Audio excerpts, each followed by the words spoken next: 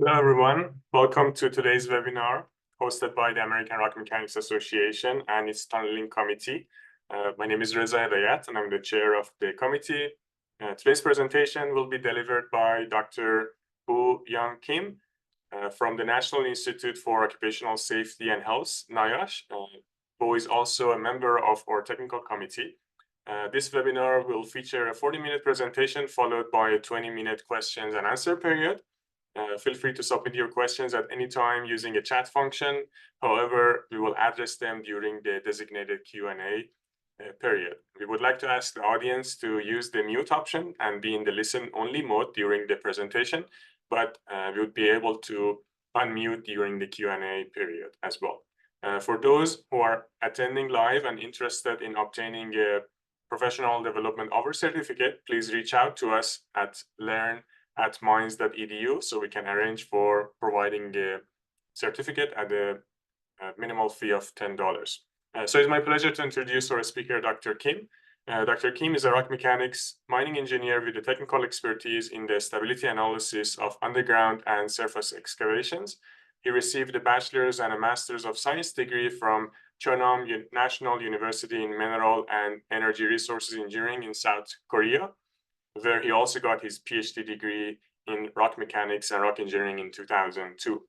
Dr. Kim has more than 25 years of experience in consulting and research with a special interest in site characterization, including on-site mobilized drilling for underground excavation and slope design, probabilistic and statistical approaches in rock engineering, robust design, and numerical modeling of rock mechanics problems. In 2016, Dr. Kim joined the Spokane Mining Research Division of the NIOSH, part of the Centers for Disease Control and Prevention in Spokane, Washington, and he's currently working as a senior mining engineer. Dr. Kim, great to have you, and feel free to proceed with your presentation. Thank you very much, Reza. And let me share my screen.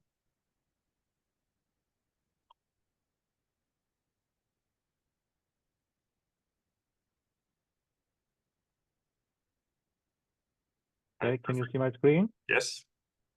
Okay.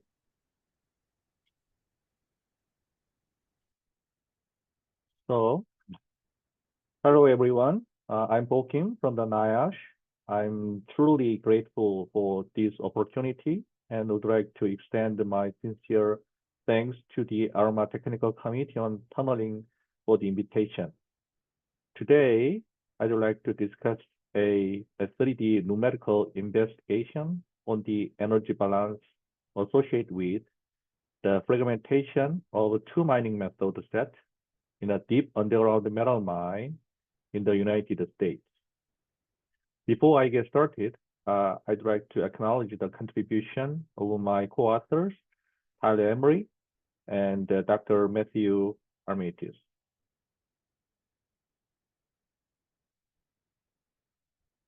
Since the NIOSH developed this work as a part of an effort to research more effective seismic energy analysis method and improve the forecasting of induced seismicity around the mining areas, let me give you a very brief introduction to the NIOSH.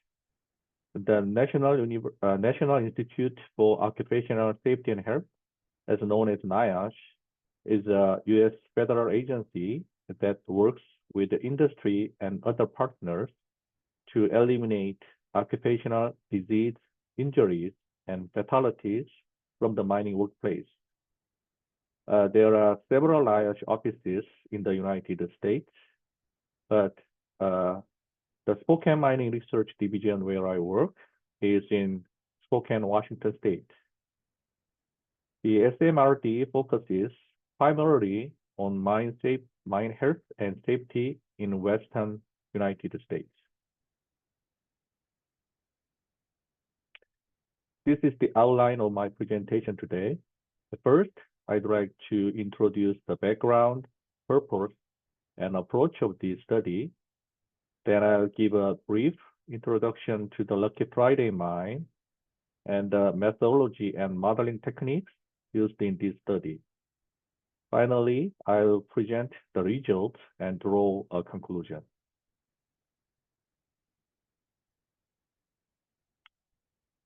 In the mid-1980s, Hecla Mining Company utilized the Lucky Friday underhand longwall method in its mine with the goal of improving seismic control and mining economic minerals more safely.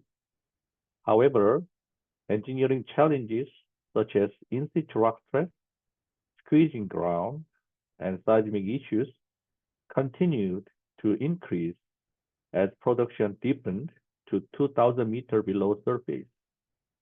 So, in 2020, Hecla introduced a new mining method, the undercut closed bench, to increase productivity and safety in seismic environment. The fragmented ore may have contributed to the reduction in seismic energy observed at the mine. In my presentation, I'll refer to the Lucky Friday underhand longwall method as the LFUL and the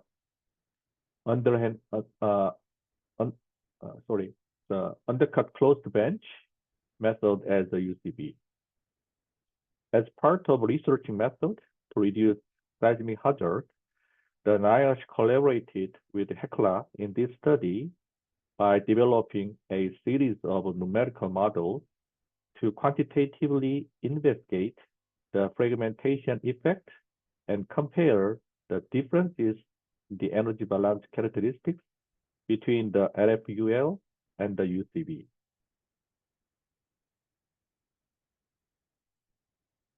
For this study, we took advantage of a 3-deck version 9 to assess the energy balance of the two different mining methods for the same geometrical extraction. This study also investigates the energy balance of the LFUL and the UCB mining method with attention to the fragmented ore to quantify its seismic control potential.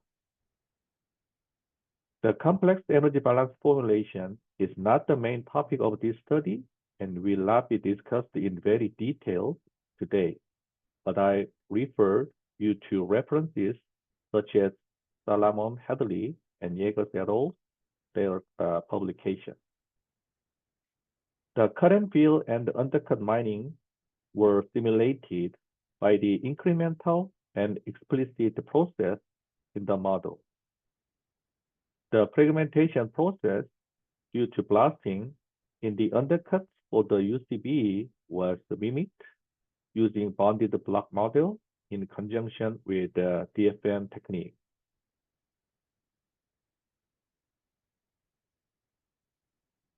The Lucky Friday mine is a deep underground silver, lead, and zinc mine located in the Coeur d'Alene mining district in northern Idaho. The mine began operating in 1942. Hecla now controlled 100% of the Gold Hunter deposit, also known as the Lucky Friday expansion area. In 2023, the Lucky Friday mine is expected to produce 5 to 5.3 million ounces of silver. Because the mine is so deep, it presents several engineering challenges such as in-situ rock stress, squeezing ground, seismicity, and so on. This slide shows how we constructed the model using the numerical tool. These red dots rectangles represent the area where we created our 3-deck model. We constructed the 3-deck model with a dimension of 130 meter wide, 170 meter high, and 60 meter long. We assumed a discontinuous thin pleat structure reproducing a standard stope with an inset of a pillar. The vane discontinuity was reproduced by rotating it 110 degrees from the north in the model. We replicated a mining configuration by assuming a fixed geometry and varying the stope extraction by method in the numerical model. The depth of the top boundary of the model from the surface was assumed to be approximately 2,167 meters below ground. In the stope, 24 previous mined out cuts and 3 consecutive unmined cuts were constructed with a 3-meter high and a 3-meter wide. A 10-meter high pillar above the previous cut was also considered in the model. This model was divided into 2 regions for a relatively fine mesh in the middle of a model. As a result, this model had approximately 4,600,000 zones in 16,000 blocks. This slide represents the summary of the input data and initial conditions for the 3-deck model. The Hook and Brown constituent model was applied to the rock mass, and the elastic model was considered only for the 3 consecutive undercuts. The intact confined compressive strength and the Hook and Brown criterion parameter MI for the rock mass were estimated as 109 MPa and 27, respectively. Based on the geological strength index, GSI 60, the rock mass modulus was estimated to be 29.4 GPa by reducing the intact rock modulus of 56.6 GPa using the rock mass property estimation logic proposed by Hook et al. In 2002. The more cooler models were considered for the current field in stope extraction to simulate the backfill, assuming material property found in the literature published in 2015. In terms of boundary conditions, both sides are fixed in X direction and in Y direction on both front and back side, and in G direction on the bottom are fixed respectively.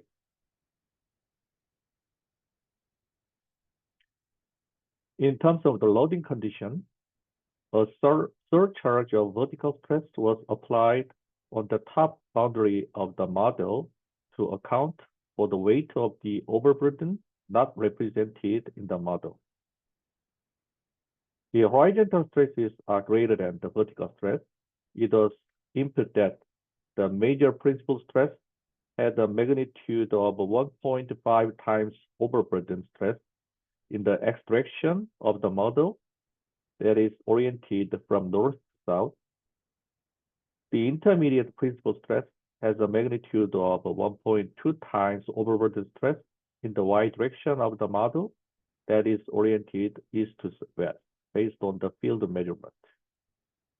The minor principal stress, sigma V, had a magnitude of the unit weight multiplied by depth. So each final stress magnitude is highlighted here.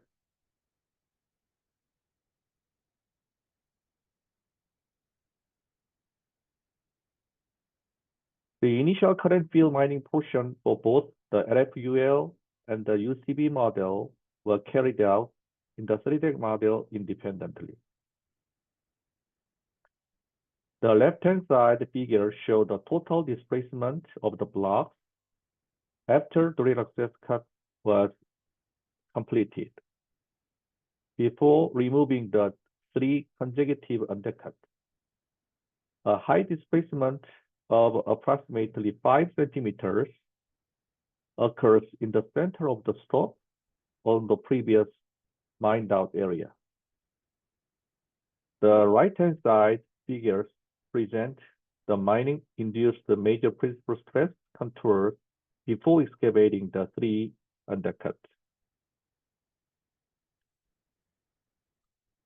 The mining-induced stress is concentrated at the top and bottom of the previous cut, and stress shadows are forming along the cut and fill development, confirming that the cut and fill process of the stop was well simulated in the 3-deck model using the initial conditions before proceeding to excavate the 3 consecutive undercuts by the RFUL and the UCB.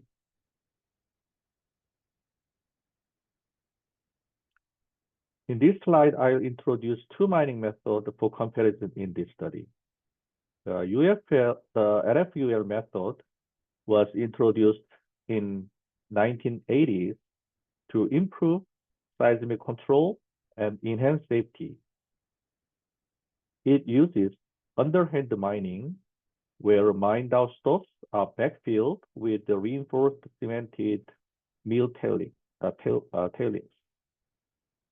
This provides a strong, stable back support for further mining below. The method utilizes longwall mining principles, which mitigate pillar rock bursting by maintaining a single mining front, reducing seismic risk. A key advantage of this mining method is its ability to control ground conditions in areas with a high stress concentration, which minimizes the occurrence of rock burst and enhances worker safety. The UCB method was introduced around 2020 to increase productivity and adapt to the unique seismic challenges of the Lucky Friday mine. It incorporates a more refined approach to fragmentation and preconditioning to reduce the seismic energy released during mining. This method is designed to eliminate or reduce the seismic hazard by managing stresses through controlled benching and cutting sequences.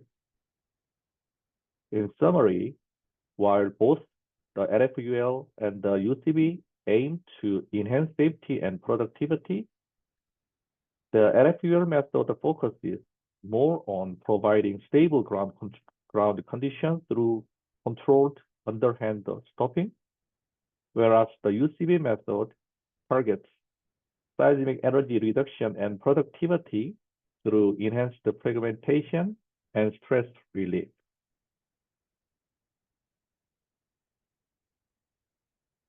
In this slide, I want to explain how we simulated the 2 different mining methods in the sequential undercut excavation.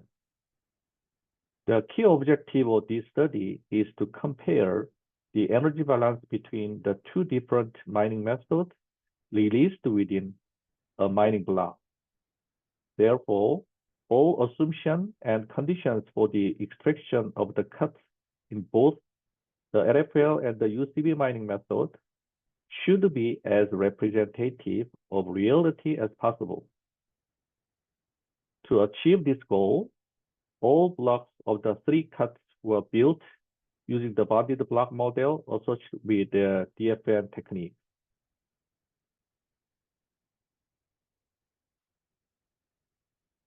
This table presents a comparative analysis of the RFL and UCB mining methods, focusing on various aspects such as the characteristics of the block joint and the excavation processes used in each method.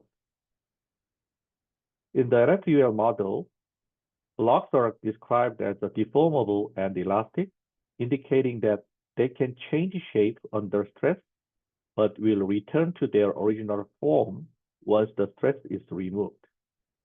In the case of UCB, similar to the RFUL, blocks are also characterized as deformable and elastic. The joints are classified as elastic allowing them to deform but still maintain their integrity in the RFUL model. In contrast, the joints in the UCB model are described as elastoplastic using the Mohr-Coulomb failure criteria, meaning they can undergo permanent deformation after yielding. Both methods state that the block moduli are the same as the rock mass, implying that the mechanical properties of the blocks directly mirror the property of the surrounding rock. For both methods, the normal and shear stiffnesses of the joint are indicated as equivalent to the rock mass, suggesting that the joint behaves similarly to the overall rock structure in terms of stiffness. The excavation process begins with the removal of a drill access cut, followed by sequential removal of a 2-meter-long section, while ensuring that the joint in consecutive cut remain elastic in the case of RFUL. However, the UCB method also starts with removing the drill access cut, but further modifications include changing all elastic joints to a Mohr-Coulomb joint type and adjusting the joint normal and shear stiffness, among other steps, to achieve equilibrium. The RFUL method removes 2-meter blocks sequentially, focusing on running the model until it reaches a specific equilibrium state. The UCB approach emphasizes a more intricate sequence of block removal with the multiple adjustments made to joint cohesion and friction angle to reach an equilibrium.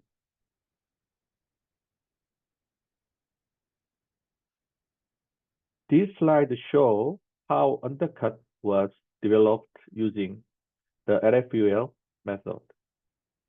Due to time constraint, I played the motion picture at a faster speed.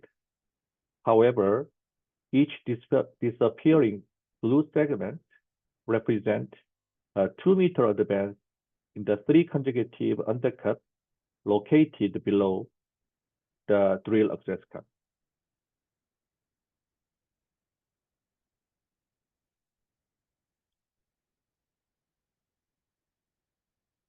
This slide presents how the undercut was excavated in the case of a UCB method. As explained in the table in the previous slide, all elastic joints in the undercut have been changed to a Mohr-Coulomb joint, and the joint property have been reduced accordingly to represent the fragmented ore. Then we excavated the entire first row of undercut, followed by the second and third rows in the model.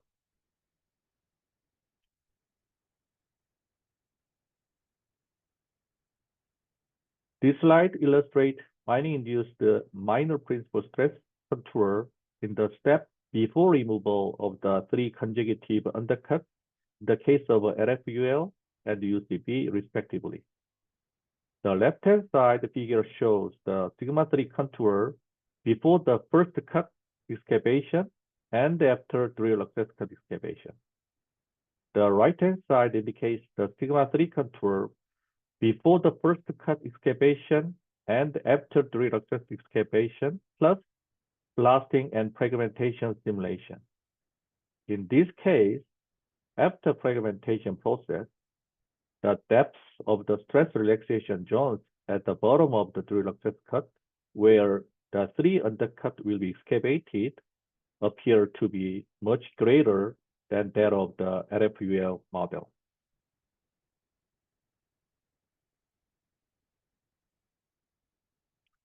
This slide shows the total displacement contours in the step before removal of the 3 consecutive undercuts by the RFUL and the UCB cases, respectively.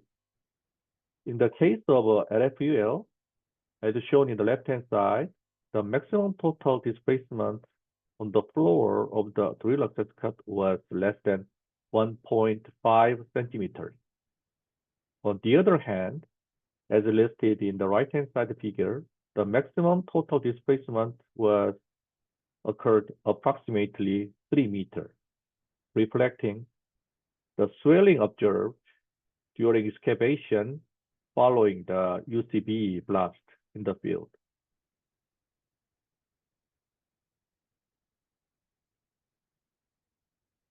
This is another view of a fragmented ore swelling parallel to the undercut direction. As you can see, the swelling of the fragmented ore in the model agrees well with the sketch based on field observation.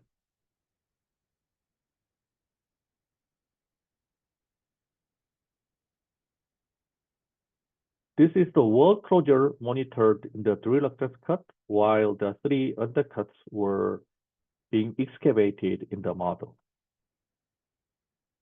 In the case of LFUL, the model showed that the wall closure initially occurred at 16 centimeters and then increased by 6 centimeters, 4 centimeters, or a total of 26 centimeters.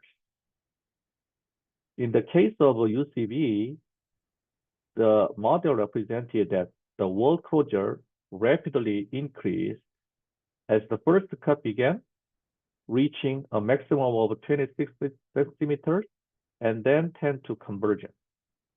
This was a slightly higher level of closure compared to the field observation, but the trend was very similar to the shape of the staircase in the LFUL model.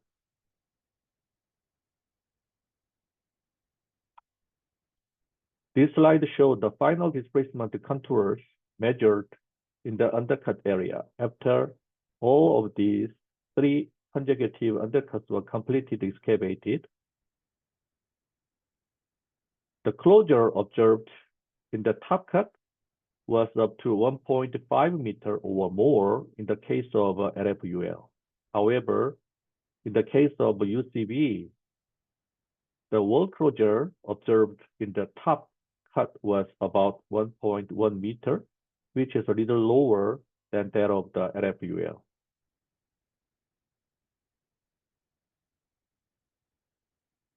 Now, for those of you who are not very familiar with the concept of energy balance in mining, let me very briefly explain what it is and how it affects rock burst during underground excavation.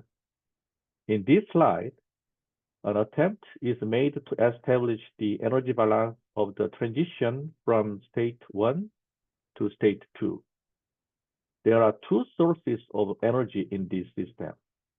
These are firstly, the work done by the external and body forces, that is W. And secondly, the strain energy stored in volume V, M in state 1, that is called as UM. Therefore, the total energy source is the sum of the W and UM. Energy is expended in 2 obvious ways. Firstly, by straining further rock mass in volume V, this strain energy change is being denoted by UC. If the cavities are supported, the second mode of dissipating energy is through the loading and deforming of support. This energy quantity is denoted by Ws. Therefore, the total energy expended in a known manner is the sum of UC and Ws. It has become customary to refer to the excess energy that needs to be expended during the transition from one state to another as a released energy or WR. It is concluded that these simple processes do not account for the full energy input and some energy, as shown in this equation, must be released and dissipated by other means.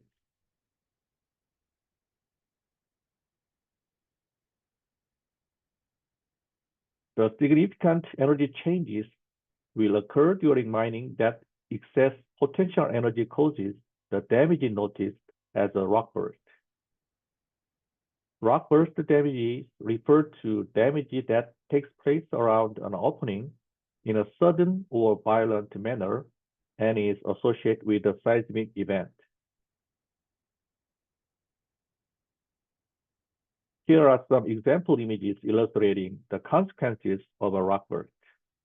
You can see here that such a phenomena causes a severe failure of rocks, compromising the support system and the flow heave, and so on.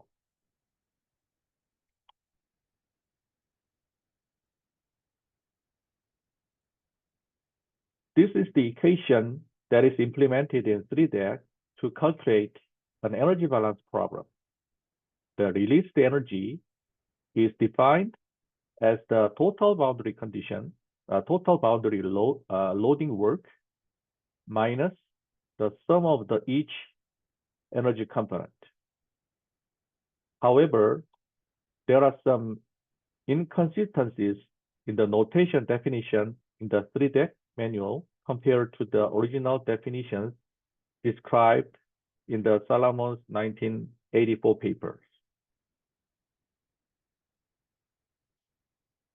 Typically in 3DEC, the definition of the stored energy in the rock mass and the stored and the strain energy contents of the surrounding rock are swapped, which differs from the original Salomon's definition.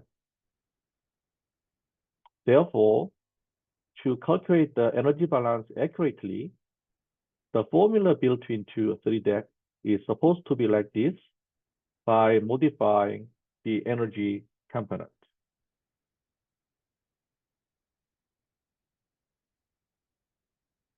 As I mentioned in the previous slide, to calculate the energy balance associated with the mining method, it needs to be done manually after obtaining each energy component related to the mining process. This slide shows that each energy component, such as strain stored energy, friction angle, and so on, was monitored during the undercut excavation in two mining methods.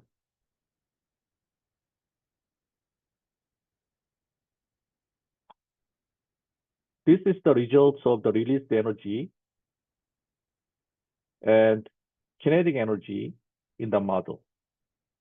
In the case of RFUL, the released energy increased continuously while the undercut was excavated. But in the case of UCB, the released energy was dissipated much less in a step-like trend as the three undercuts were excavated. Meanwhile, there is no significant difference in kinetic energy between the two mining methods. This discrepancy in the released energy, depending on the mining method, was found to be very similar to the field observation.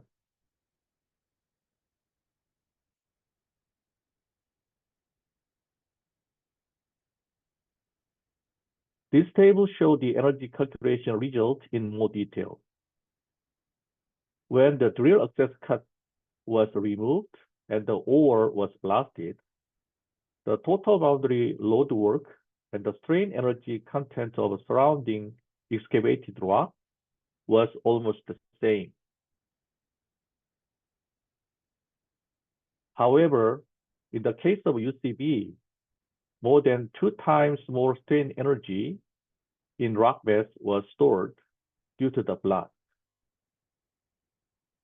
Although the kinetic energy was dissipated similarly to the RFUL, the released energy in the case of UCB was consumed 40% more than that of the RFUL. When the undercuts were fully excavated, the total boundary load work and the strain energy content of surrounding rocks were almost the same. At that time, about 90% less energy in rock mass was stored in the case of UCB. The kinetic energy in the case of UCB was released in a similar amount as for the RFUL. However, the final released energy in the case of UCB was dissipated by 10% of the RFUL.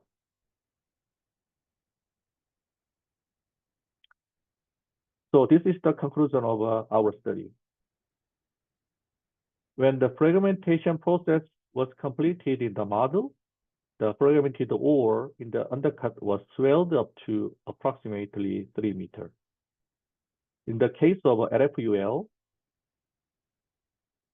the model presented that the wall closure initially took place at 16 centimeters and then increased by 6 centimeters and 4 centimeters for a total of 26 centimeters. This was a little higher level of closure compared to the field observation of 23 centimeters, but the trend was very similar to the shape of a staircase. In the case of UCB, the model showed that the wall closure measure in the drill access cut rapidly increased as the first cut began, reaching a maximum of 26 centimeters, and then tended to converge. After the undercut excavations were completed, the wall displacement observed in the top cut was up to 1.7 meters or more in the case of RFUL. In the UCB model, the wall closure measured in the top cut was about 1.1 meter, which is lower than that of the RFUL. It is assumed that the certain amount of displacement have already occurred at the time of fragmentation in the case of UCB.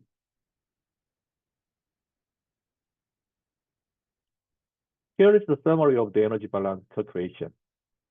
When the drill access cut was excavated and fragmentation process was completed,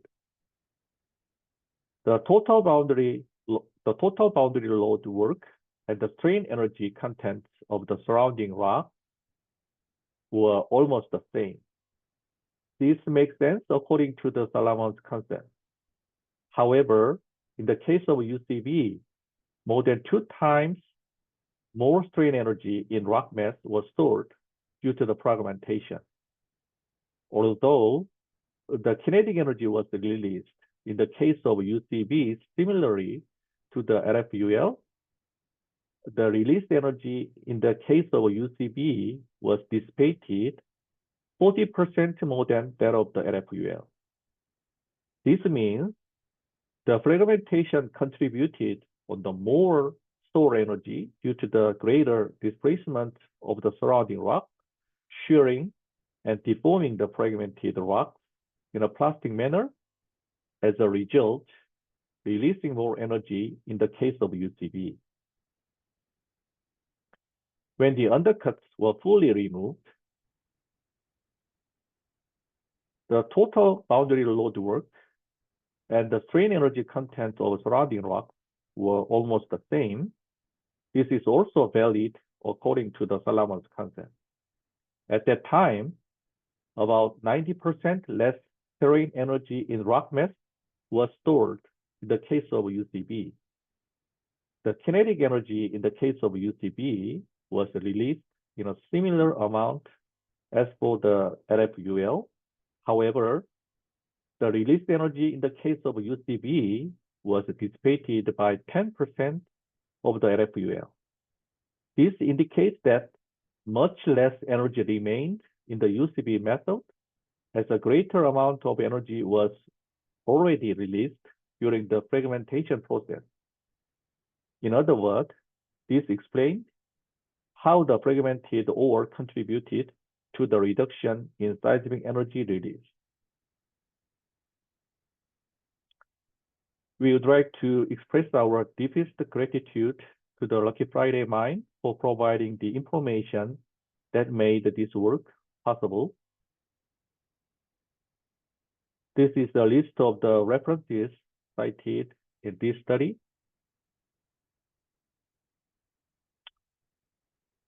Together, we can make a difference in our approach to mining method and safety. So let's move forward with the insight we have shared and strive for a safer, more productive future. Thank you all for your time and attention today. All right, thanks, Dr. Kim. Round of applause virtually. Wonderful presentation, really interesting work. Would like to invite attendees to now use the time here to provide questions. We do have a few minutes dedicated to that, so please feel free to unmute or use the chat option.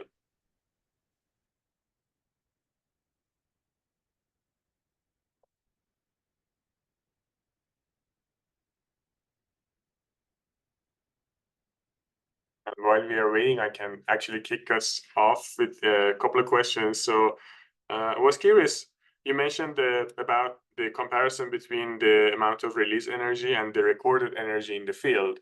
How was the recorded energy measured in the field? I think you're on mute. Sorry. So we did not directly compare the modeling results with the field monitoring, but mine deployed the microseismic monitoring system through the mine area. So they just continued to obtaining the seismic activity by the instrumentation work. But just qualitatively and apparently, we compared just a matter of the calibration or validity of the model with just a very rough comparison of the trend found in the model with the field observation. Okay, cool. Very interesting. Looking here at the chat option, if there is a question posted, I have another one I can share. So I think, yeah, I would be curious, what would be the next steps? Now it seems like you have tediously developed a really robust model that can maybe be even used in a predictive capacity to come up with even a newer type of excavation approach. What are your thoughts for? Yes, so basically this mine area includes this mine is exposed to very complicated geological situations, such as the faulting bedding plains pattern.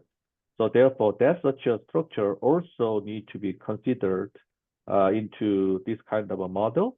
But at this point, the reason why we excluded that such a major geological features was that our focus was to assess quantitatively how much fragmentation process contributed on a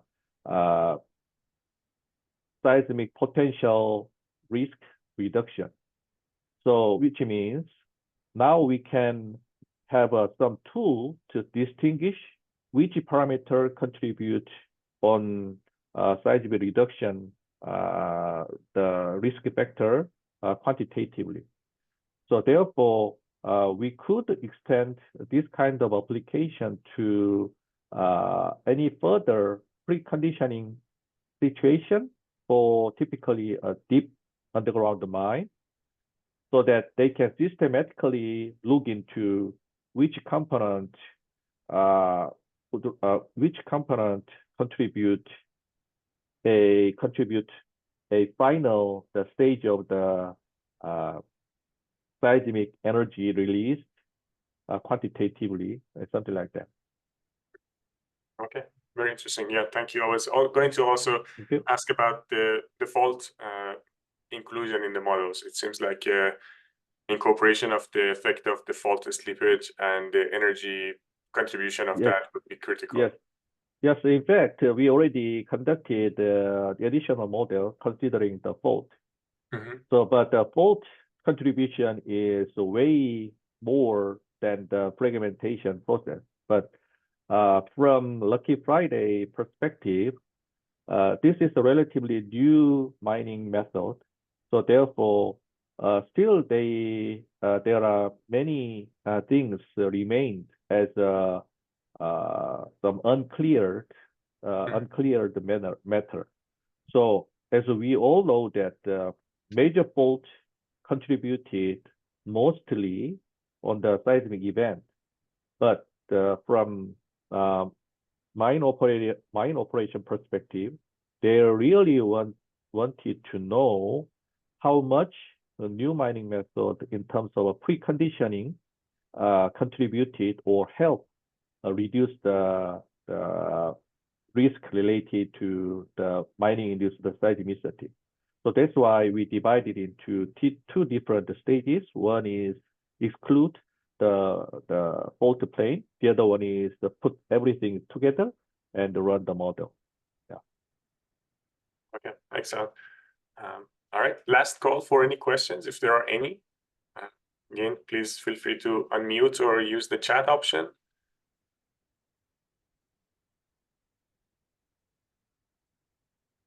All right, I don't think I see a question. So with that, I'd like to thank you, Dr. Kim, and also all of the attendees for joining us today for this webinar. Our next webinar is scheduled for Wednesday, November 6th, and that's in the evening time. So if anyone is interested in learning more about the rock bolts, that will be the topic for our coverage in our next webinar. So with that, thanks everyone and have a great day. Okay, thank you.